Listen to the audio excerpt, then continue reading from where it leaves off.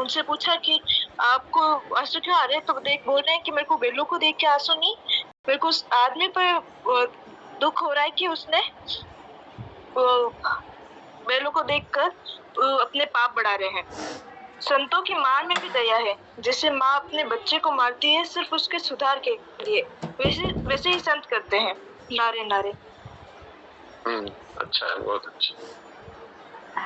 हाँ प्रांजल, तो बताओ, बोलो। नारायण नारायण। नारायण। जो लिखते हैं उनकी तीनों इंद्रियां एकाग्र होती है। लिखने से सिर्फ कागज पर ही नहीं लिखा जाता, वो एक तरफ से हमारे मस्तिष्क में भी लिखा जाता है। दुख पाने वाले की उपेक्षा में दुख देने वाले पर दया होनी चाहिए, क्योंकि दुख पाने वाला तो अपने पाप से छूट रहा है, पर दुख देने वाला अपने पाप बढ़ा रहा है। संतों के दंड देने में भी कृपा है। जैसे माँ बच्चे को थप्पड़ लगाती है, उसमें भी माँ की दया भावना भरी हुई है। वो बच्चे की भलाई के लिए ही उसे थप्पड़ लगाती है। मीरा अधिक समय में भगवान के भाव राज्य में ही रहती। नारायण नारायण नारायण। वाह, बहुत अच्छा। तो संतोष भाई आज सुनाएंगे पत्र। जी।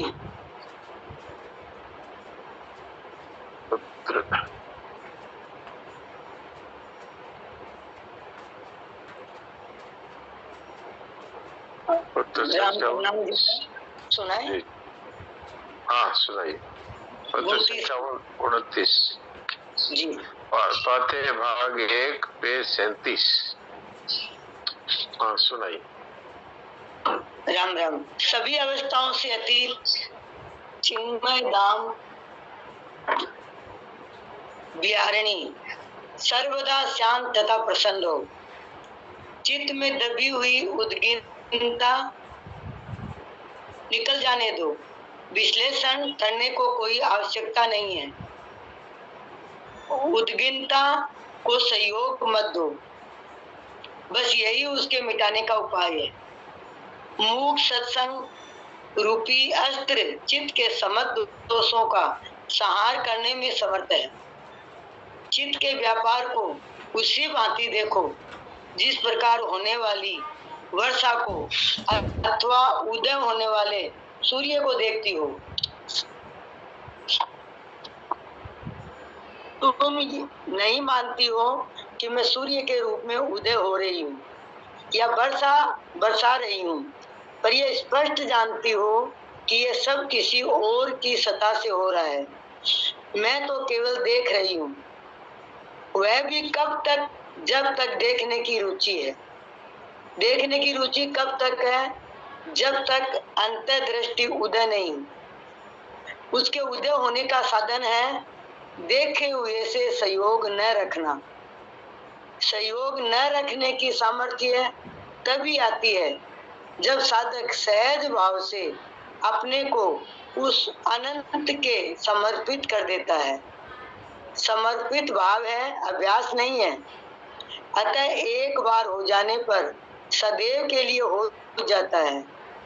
अपने भाव पर विकल्प करना अपने हाथों अपने पैर पर कुल्हाड़ी मारना है।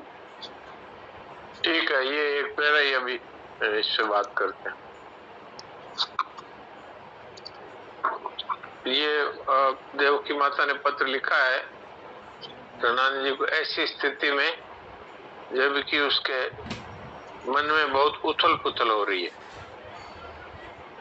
तो सनातन जी महाराज समझा रहे हैं कि जो उथल पुथल हो रही है, वो जो मन में विचार आ रहे हैं वो आ नहीं रहे, वो निकल रहे हैं। तो चित्त में दबी हुई उद्विग्नता को निकल जाने दो।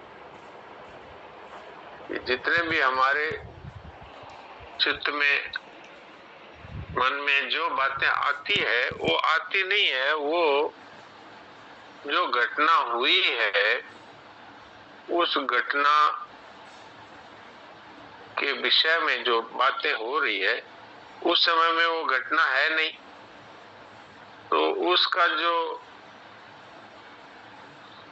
विचार हो रहा है वो विचार इसलिए है कि वो निकल जाए, वो नष्ट हो जाए, क्योंकि जो उत्पन्न होता है वो नष्ट ही होता है।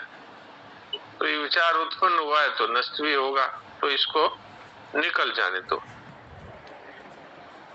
उद्विग्नता को सहयोग मत दो। सहयोग देने का अर्थ ये होता है उससे दुखी होना, उससे सुखी होना, उसका समर्थन करना, उसका विरोध करना।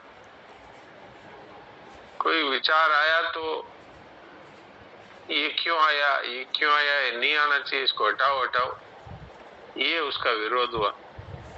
और ये बहुत अच्छा विचार आया है तो ये बना रहना चाहिए, ये उसका समर्थन करना हुआ। कोई भगवान की बात याद आ गई तो कहते हैं ना इसको रखें, बहुत अच्छा है। और कोई बुरी बात याद आ गई तो क्यों आई, इसको हटाओ, इसको निकालो। इस तरह से ये इसके साथ सहयोग हो गया, तो इस विचार को सहयोग मत दो, अर्थात न तो इसका समर्थन करो न इसका विरोध करो, और न इसको अपने में मानो। ये तो मन में है, मन में है, बुद्धि में है। तो मन बुद्धि है, ये हम थोड़ी है, ये हमारी चीजें नहीं है, तो संसार की वस्तु है। तो अगर संसार में कुछ भी हो रहा है उससे हमारे क्या संबंध है? संसार में कोई लड़ाई कर रहा है, कोई गीता पाठ कर रहा है, कोई हिंसा कर रहा है, तो उससे हमें न तो पाप लगता है न पुण्य होता है। ऐसे ही मन में जो बातें आ रही है ये हम तो चाहते नहीं है, वो तो अपने आप आ रही है। तो इसलिए उससे असहयोग करो। असहयोग का अर्थ है विरोध नहीं, समर्थन भी नहीं, और इसको अपने में भी मानना नहीं। तो ये असहयोग है। तो ये इसी का नाम मूक सत्संग है। तो सनातन महाराज ने कहा है कि मूक सत्संग ये एक शस्त्र, अस्त्र शस्त्र है। ये मन के समस्त दोषों को संहार करने में समर्थ है, ये उस दोषों को मिटा डालता है। तो अगर कोई भी मन में उथल पुथल हो रही हो तो मूक सत्संग करो। ये विचार करो कि ये जो विचार आ रहे हैं ये आ नहीं रहे, ये जा रहे हैं, और ये मन में है, ये मुझ में नहीं है, मुझ में प्रवेश करने की सामर्थ्य भी नहीं है। तो ये इससे हमें मतलब नहीं। ये असहयोग का अर्थ है कि हमें इससे मतलब नहीं। संसार में इतनी चीजें हो रही है, भी संसार में हो रही है। मन है भी ये संसारी है, बुद्धि है भी संसारी है, ये स्थूल शरीर है ये भी संसार है। कैसे है संसार? कि जिन चीजों से ये स्थूल शरीर बना है उन चीजों से सूक्ष्म शरीर बना है, उन चीजों से कारण शरीर बना है, और उन चीजों से ही ये सारा संसार बना है। तो इसलिए संसार और शरीर अलग अलग नहीं, एक ही चीज है। और शरीर हमेशा संसार में ही रहता है, इसको आप संसार की सीमा से बाहर नहीं ले जा सकते। जब भी आपको संसार से जाना होता है तो इसको यहीं छोड़ के चले जाते हैं। तो इसलिए मूक सत्संग है। अब इसका एक इन्होंने उदाहरण दिया है कि जैसे मन में उथल पुथल हुई, कोई विचार आया, कोई विचार चला गया, तो ये ऐसा ही है जैसे सूर्य का उदय हुआ और सूर्य अस्त हो गया, बरसात हुई और फिर बरसात बंद हो गई। तो उसका हमसे क्या लेना देना है, क्या संबंध है? ठीक ऐसे ही चित्त की समस्त हलचल को उसी तरह देखो जिस तरह होने वाली वर्षा को अथवा सूर्य उदय होने वाले सूर्य को देखती हो। तुम ये नहीं मानती हो कि मैं सूर्य के रूप में उदय हो रही हूँ अथवा बरस रही हूँ। अर्थात हमारा वास्तव में जैसे सूर्य उदय में कोई संबंध नहीं है, बरसात होने में कोई संबंध नहीं, ऐसा ही ये विचार के आने जाने से हमारा कोई संबंध नहीं है। और ये भी बात सत्य है कि हम तो ये कर नहीं रहे हैं, ये तो अपने आप विचार आ रहे हैं, हम तो विचार नहीं कर रहे। तो ये किसी और की सत्ता से हो रहा है, अर्थात कि ये संसार के कारण हो रहा है अथवा परमात्मा के मंगलमय विधान से हो रहा है, ताकि हमारा मन शांत हो जाए, जो कुछ भी उल्टे सीधे विचार है सब हो करके निकल जाए, नष्ट हो जाए।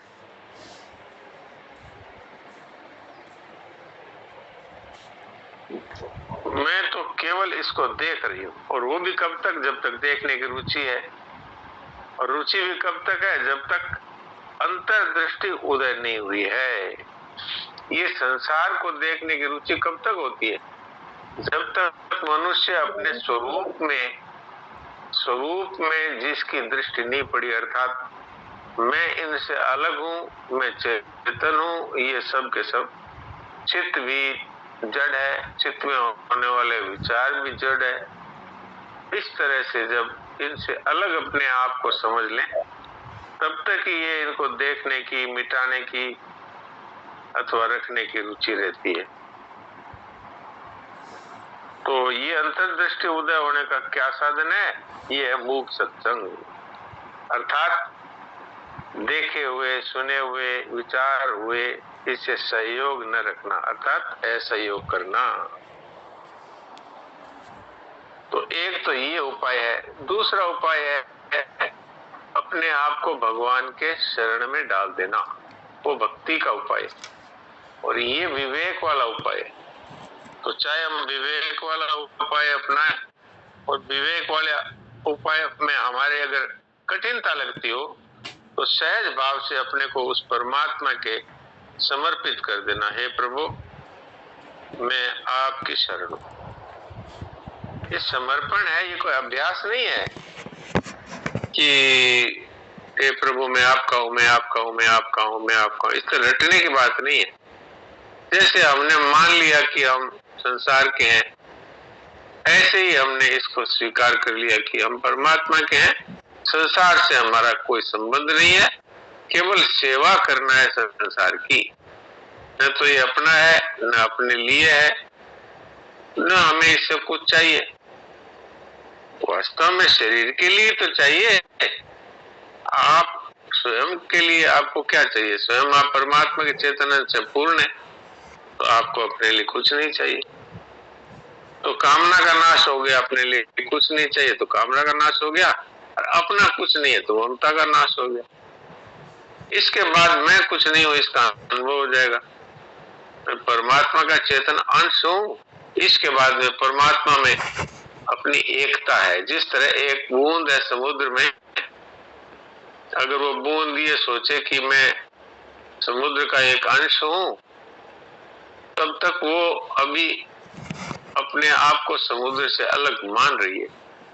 जब वो ये समझ जाती है कि समुद्र के सिवाय मेरा कोई अस्तित्व ही नहीं है, तब वो फिर समुद्र ही हो जाती है। ऐसे जब तक मैं परमात्मा का अंश हूं ऐसा मानता है, तब तक वो परमात्मा से अलग अनुभव करता है। जब वो ये मान लेता है कि परमात्मा में ही मेरा नित्य निवास है, मैं परमात्मा से अलग नहीं हूं, तब वो परमात्मा स्वरूप हो जाता है। ये समर्पित भाव है, अभ्यास नहीं है। एक बार आपके ये बात समझ में आ गई तो ये तो आप तो पहले से ही तो है ही भगवान के ही अंदर। तो ये बात आपके समझ में आ गई तो सदा के लिए आप परमात्मा से एक हो जाते हैं। अब इस पे दोबारा से इस पर किसी प्रकार का संदेह करना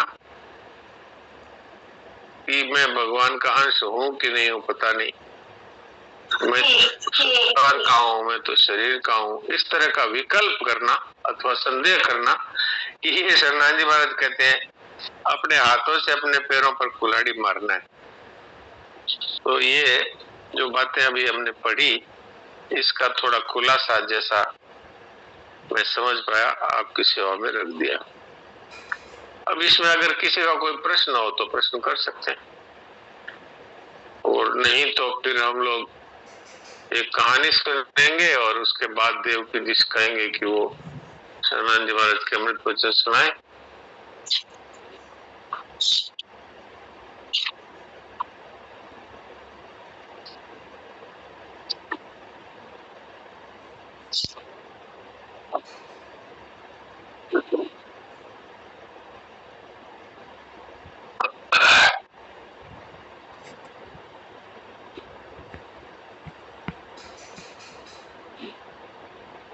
अच्छा, आज तो रामनारायण जी दिख भी नहीं रहे। और अगर किसी को कहानी सुनाने का मन हो तो हाथ खड़ा करें। संतोष भाई, आप कोई कहानी सुनाएंगे? 1 मिनट देख रही हूँ जी सर। हाँ, देखिए देखिए, आराम से, कोई दिक्कत नहीं।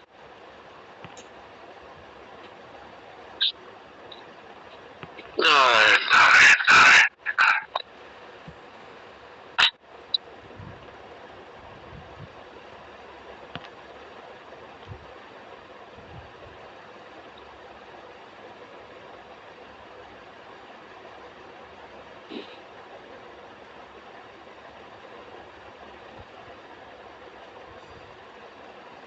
ये कहानी देखी तो थी, कौन से ग्रुप में वो ध्यान नहीं आ रहा। कोई बात नहीं, ध्यान में आए तब हाथ खड़ा कर देना, कोई बात। अच्छा, पिस्ता देवी आप सुनाना चाहते हैं? पिस्ता देवी कहानी सुनाना चाहती है, अब इनसे पूछते हैं।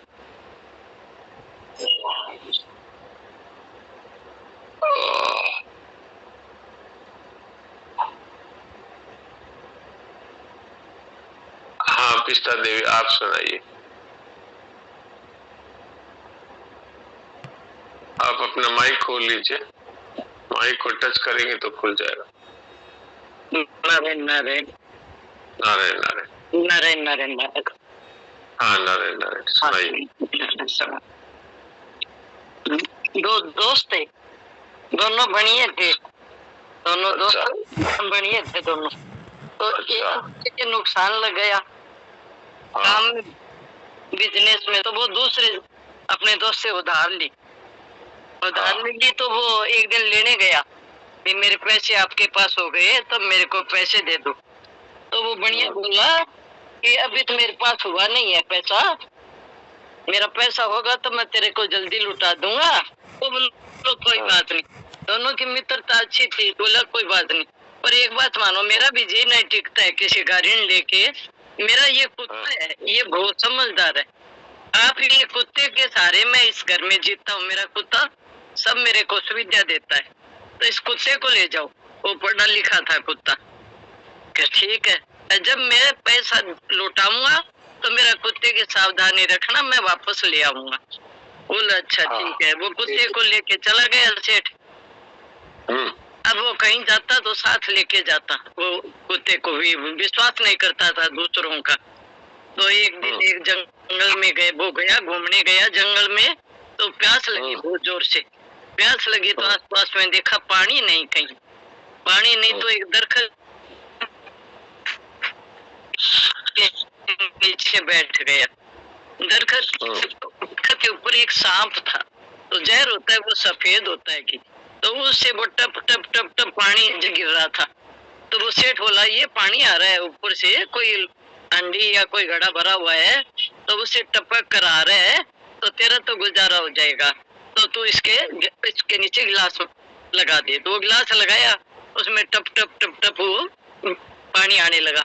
जब पानी एक घूंट हो जाता है तो वो कुत्ता लात मार के और गिरा देता है, खिंडा देता है। ऐसे 3-4 दफे सेठ ने तो वो पानी के लिए गिलास मांगा और वो कुत्ता उसको खिंडा दिया। तो सेठ बोला अभी चलो, ये कुत्ते को तो जानवर है, इसको तो कुछ कहने से फायदा नहीं, अपने ऊपर जाके घड़े से ही पानी पी लेंगे। तो ऊपर जाके वो देखा तो सांप मरा हुआ और उसे जहर टपक रहा था। तो वो बोला ओहो, आज ये कुत्ते ने मेरे को तो जिंदगी दे दी। और सेठ ने कहा था, मेरे दोस्त ने, मित्र ने भी, मेरा कुत्ता बहुत ज्ञानवान है। तो कई पशु भी ज्ञानवान होते हैं, कई इंसान भी नहीं होते। तो वो बोला कि अब मेरा ऋण उतर गया, मेरे को जीवन दान मिल गया, तो मेरा मित्र का ऋण उतर गया, मैं कुत्ते को वापस लौटा देता हूँ। तो कुत्ते के गले में एक पर्ची लगा दी, लिस्ट लिख के भी आपके कुत्ते ने मेरा जन्म जन्म का ऋण उतार दिया, अब मैं आपसे एक पैसा ही नहीं लूंगा, आप अपना कुत्ता संभाल लीजिए। तब वो कुत्ते को आते देखा तो वो उसको गुस्सा आया, तो मैंने तो भेजा भी मैं मेरा कर्जा उतारूंगा उस दिन कुत्ते को ले आऊंगा। अरे ये कुत्ते ने कितनी मूर्खदाई करी, मेरे रोटी से पड़ के कुत्ते को अक्कल कहाँ गई, तो ये कुत्ता बीच में भाग के आ गया, तो वो कुत्ते के गोली मार दी गुस्से में आके। भी कुत्ते को ऐसा आना नहीं चाहिए था जब तक मैं कर्जा न चुकाऊं। तो वो मार के उसको दुख हुआ जाके पास में उसके बैठा भी, मैंने तो तेरे को मार दिया, क्यों तू मेरा ऋण साफ करने से पहले आ गया। तो उसके गले में देखा भी एक लिस्ट डाली हुई है, तो वो लिस्ट देख के पढ़ के वो पछतावा किया।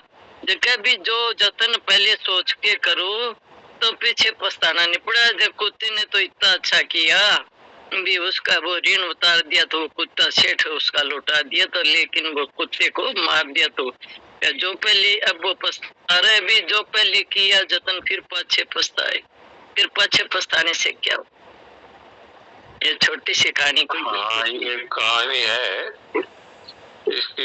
इसकी शिक्षा ये है कि बिना विचारे जो करे सो पाछे पछताए। कहाँ भी करे जरूर आग लगी खुदे को तो कैसे आग बुझाए। तो ठीक है, अच्छा। तो अब देवकी जी आप सुना दीजिए सेनाजी महाराज के अमृत वचन, वो सत्संग नित्य योग में से। और कोई आप कोई हरिओम जी अथवा सत्यनारायण जी कुछ बोलना चाहे तो आप बोले, आप पोस्ट बनाया हुआ है, आप अपना माइक खोल सकते हैं।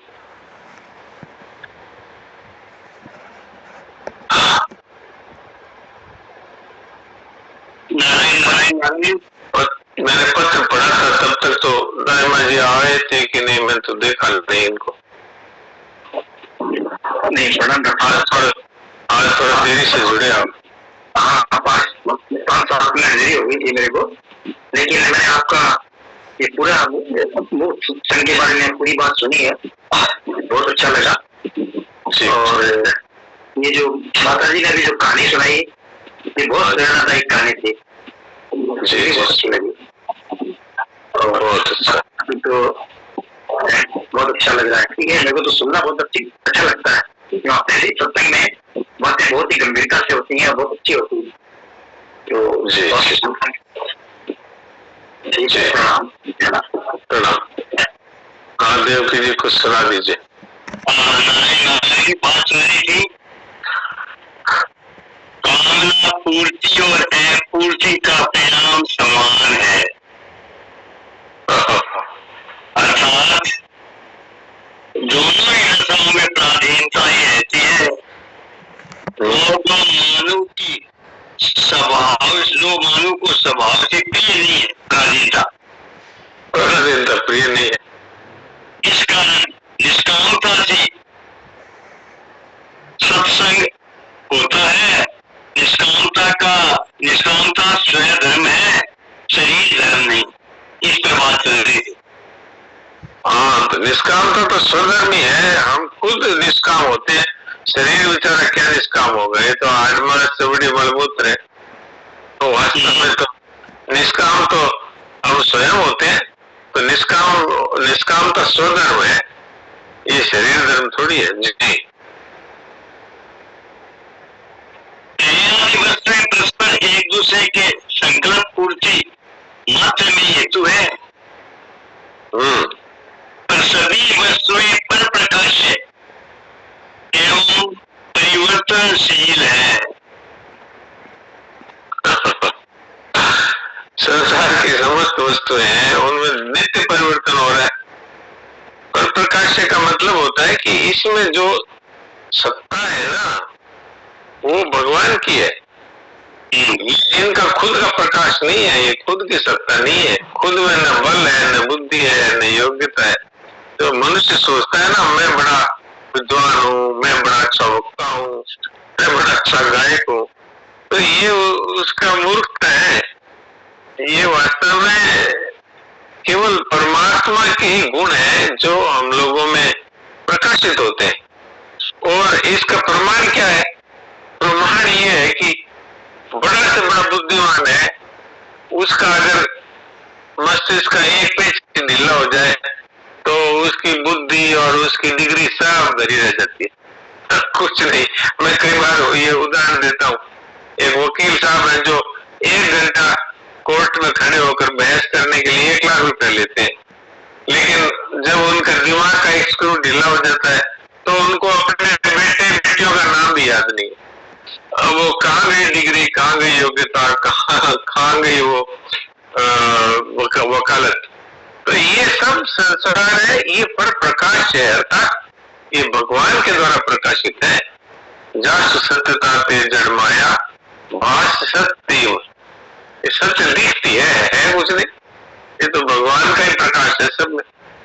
तो पर प्रकाश जो वस्तुएं हैं, इनके साथ हम जो अपना संबंध मान लेते हैं और इनकी कामना भी करते हैं, तो सोचना चाहिए कि इसमें विशेषता किसकी है, उसके साथ संबंध जोड़ना चाहिए, न कि इन वस्तुओं के साथ, व्यक्तियों के साथ। ये वास्तव में दिखता है, वो है नहीं जी। सभी वस्तुएं पर प्रकाश से वो परिवर्तनशील है। इस कारण सभी संकल्पों की पूर्ति नहीं होती। बिल्कुल, संकल्पों की जीवन नहीं है, संकल्प पूर्ति जीवन नहीं है, ठीक बात है। अगर कुछ मिल भी गया तो वो सदा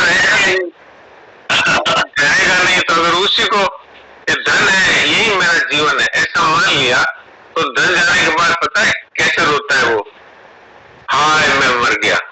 तो उससे पूछे कि धन जाने से तू कैसे मर गया? क्योंकि धन के साथ वो एक हो गया ना। पहले कहा धन मेरा है, और फिर धन को बिठा लिया खुद में ही, मैं धनवान। यानी पहले तो ये धन मेरा ऐसा कहा और फिर मैं धनवान। और किसी को तो विद्वत्ता का अभिमान होता है, तो वो पहले कहता है कि मेरी ये डिग्री है, मेरी ये योग्यता है, फिर कहता है मैं विद्वान, अर्थात विद्या को ही अपने में बिठा लिया। तो ये जो तादात्म्य है, यही तो जीवन मरण का कारण है। नहीं तो हमारा क्यों जन्म होगा, क्यों मृत्यु होगी? ये तो हम तो वास्तव में परमात्मा के चेतन अंश है, हमारे जन्म मरण से क्या लेना देना है? कुछ नहीं। लेकिन हमने ये जन्म मरण यानी उत्पन्न और नष्ट होने वाली वस्तुओं के साथ में तादात्म्य किया, तो अब ये वस्तुएं तो मरेगी और हम कहेंगे मैं मर रहा हूं। देखिए, महात्मा में और हम लोगों में क्या फर्क है? महात्मा है वो ये मानता है कि शरीर के जाने या रहने से मेरा न तो कोई लाभ है न कोई हानि है, क्योंकि वो उसको शरीर से अपने अलगाव का अनुभव हो चुका। और जो अनजान व्यक्ति है, जो अबोधवान है, वो मरता शरीर है, वो कहता है मैं मर रहा हूं। तो भगवान कहते हैं कि अच्छा, तेरे को शरीर के साथ इतनी प्रियता है तो ठीक है, तू शरीरों में ही रहे, तो उसके कर्मों के अनुसार उसको कुत्ता गधा घोड़ा जो उसके कर्म है उसके अनुसार उसको फिर शरीर दे देते हैं। और भगवान भी सोचते हैं ये मनुष्य बनने लायक तो है नहीं, क्योंकि अगर मनुष्य मैंने इसको बनाया तो इसमें ये विवेक मैंने दिया था कि भाई तू अलग है और ये संसार शरीर अलग है। ये विवेक इसके सामने है, क्योंकि सब चीजें खत्म हो रही है और ये जो का त्यों रह रहा है, फिर भी ये नहीं सोचता कि मैं सदा रहने वाला और ये सदा नष्ट होने वाले, इनके साथ मेरा कोई संबंध नहीं। इतनी सी बात को जानने में पूरा जीवन मनुष्य ऐसे ही खो देता है और फिर रीते हाथ चला जाता है। भगवान भी एक तरह से मारवाड़ी में कहें तो भगवान अपने माथा फोड़ते हैं कि मैंने इसको मनुष्य बनाया तो था इसलिए ये मेरे जैसा हो जाएगा, वो साधन में मांगता, ये मेरी सहधर्मता को प्राप्त हो जाएगा, अर्थात ये भगवत स्वरूप हो सकता है। लेकिन ये देखो माम अप्राप्य कौन थे तत्व यान्ति अधमां गतिम, ये मुझे न प्राप्त होकर अधम गति में चला गया। तो भगवान एक तरह से पश्चाताप करते होंगे कि मैंने इसको मनुष्य को बनाया। और भगवान इतने दयालु हैं कि वो इस बात को भूल जाते हैं। कबहु करी करुणा नर देही, देत ईश बिन हेतु स्नेही। भगवान कितने दयालु हैं, भगवान को सब पता है कि हमारे कितने जन्म हो चुके हैं, और फिर भी भगवान को दया आ जाती है। जैसे एक साधारण माँ बाप की भी ये दशा है। ऐसे उदाहरण है कि 3 लड़के हैं, उसमें से एक लड़का है वो गलत संगत में पड़ गया, तो रात को देरी से आता है, दारू पी के आता है। तो माँ है उसके लिए जागती है कि वो आएगा तो उसको मैं धीरे से दरवाजा खोल के भोजन करा दूंगी। पिताजी ने कहा हुआ है चाहे मर जाए बाहर, इसको अंदर मत आने देना, लेकिन वो माँ है धीरे